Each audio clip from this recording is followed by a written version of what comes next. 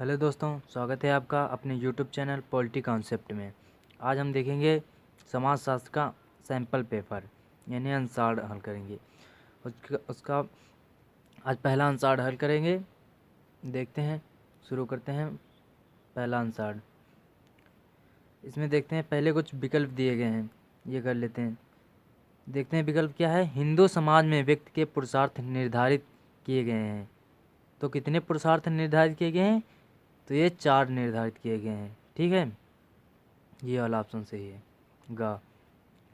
जनजाति को पिछड़े हिंदू किसने कहा है? तो ये कहा है जीएस घुरिये ने। तो ये पहला आंसर दूसरे का सही है। फिर अगला क्वेश्चन देखते हैं। अस्पृश्यता अपराध अधिनियम किस वर्ष में पारित हुआ? तो ये 1955। अगला क्वेश्चन है, भारत में सांस्कृतिक विविधता का आधार क्या है? तो ये धर्म भी है, भाषाएं भी हैं, जातियां भी हैं, ये सभी, यानी कि ये सभी हैं। ठीक है, आगे देखते हैं। सामाजिक सर्वेक्षण सामान्यतः लोगों के एक समूह की रचना, क्रियाओं तथा रहन सहन की दशाओं में छानबीन है। यह कथन किसने कहा है? तो यह कहा है बोगार्डस ने। ये बर्गेस ने इसमें नहीं सही, ये गलत है। इसमें कहा है बोगार्डस ने। तो निम्नलिखित में से नगरों की क्या विशेषता है? यानी कि नगरों की विशेषता कौन सी है? तो यानी कि नगर बड़े भी होते हैं, गैर कृषि व्यवसाय भी होते हैं, यानी कृषि वहाँ नहीं होती है, और जनसंख्या क्या उच्च घनत्व यानी जनसंख्या अधिक होती है। तो ये सभी हैं। इसमें आंसर घा होगा। ठीक है, आगे देखते हैं। अगला क्वेश्चन है, ये क्वेश्चन इम्पोर्टेंट है। प्रभुजात की अवधारणा के प्रतिपादक कौन है? एम.एन. श्रीनिवास। इनका आपको पूरा नाम याद रखना है। एम.एन. श्रीनिवास का पूरा नाम क्या है? ये आप हमें कमेंट में बताना। ठीक है, नेट पे सर्च करके बता देना मुझे। ठीक है, आगे देखते हैं। स्वतंत्र भारत में भूस्वामी हैं, यानी स्वतंत्र भारत में भूस्वामी कौन है? तो ये भूमिधर, सीरदार, आसामी, यानी कि ये सभी हैं। अगला नवा क्वेश्चन देखते हैं। विश्व व्यापार संगठन की स्थापना कब हुई? तो ये 1955 में हुई थी। कहीं कहीं आपको 1995 भी मिले तो उसे ही सही करना है। ये 1955 में हुई थी, लेकिन 1995 से पूर्ण रूप से लागू हो गया था। जनसंचार के माध्यमों ने हमारे जीवन को बनाया है कैसा? जागरूक बनाया है, यानी मनोरंजक भी बनाया है, विश्व से संबद्ध भी जोड़े हैं, ये सभी यानी है। फिर अति लघु उत्तरीय प्रश्न देखते हैं, 3-3 नंबर वाले। संविधान से क्या अभिप्राय है? तो संविधान आपको बताना है क्या अभिप्राय है। 3 नंबर का क्वेश्चन है।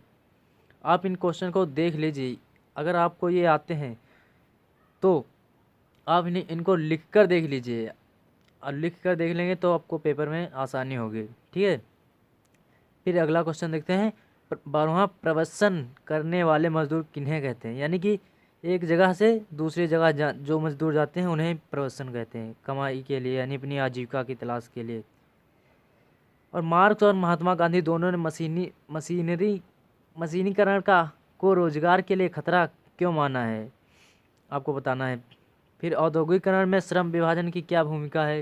ये भी बताना है। फिर कंपनियां बाह्य स्रोतों से कार्य क्यों कराती हैं? ये क्वेश्चन बताना है। फिर विभिन्न आयु वर्ग के व्यक्ति समाचार पत्र में क्या पढ़ते हैं? फिर 17वां क्वेश्चन है, बिरसा मुंडा जनजाति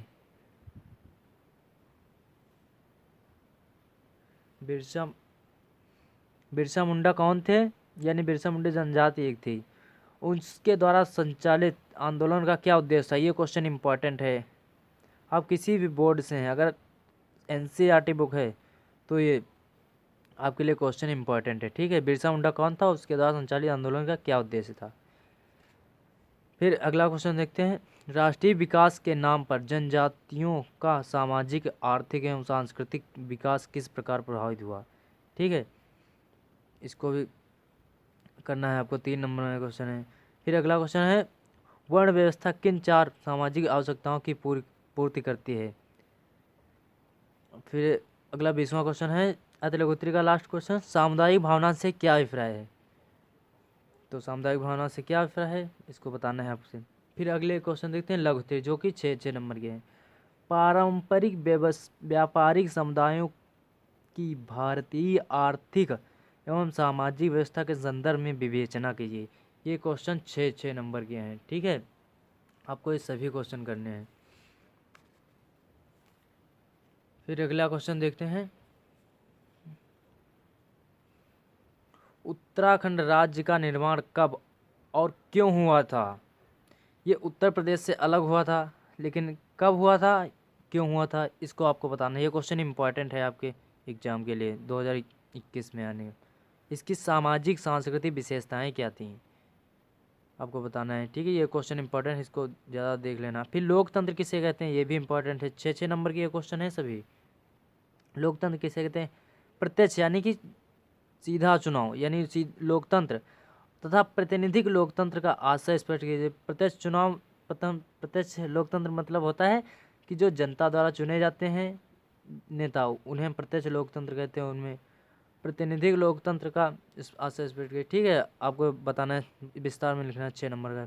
फिर अगला क्वेश्चन है, वर्ष 1950 से 1970 के बीच लागू किए गए भूमि सुधार कानूनों की विवेचना कीजिए, ठीक है। ये भी क्वेश्चन इंपॉर्टेंट है। फिर अगला है, जनसंचार के साधन के रूप में टेलीविज़न की भूमिका पर प्रकाश डालिए। ये बहुत अच्छा क्वेश्चन है। फिर अगला क्वेश्चन है, सामाजिक आंदोलनों से आप क्या समझते हैं? सामाजिक आंदोलनों के प्रमुख कारकों का उल्लेख कीजिए, ठीक है। ये भी क्वेश्चन, ये सभी करने हैं इसमें से। फिर आगे देखते हैं विस्तृत उत्तरी, ये जो हैं 8 नंबर के हैं। इसमें क्या करना है, सामाजिक स्त्रीकरण किसे कहते हैं? पहला क्वेश्चन यही है, बहुत बढ़िया क्वेश्चन। सामाजिक स्त्रीकरण की प्रमुख विशेषताओं का वर्णन कीजिए, ठीक है।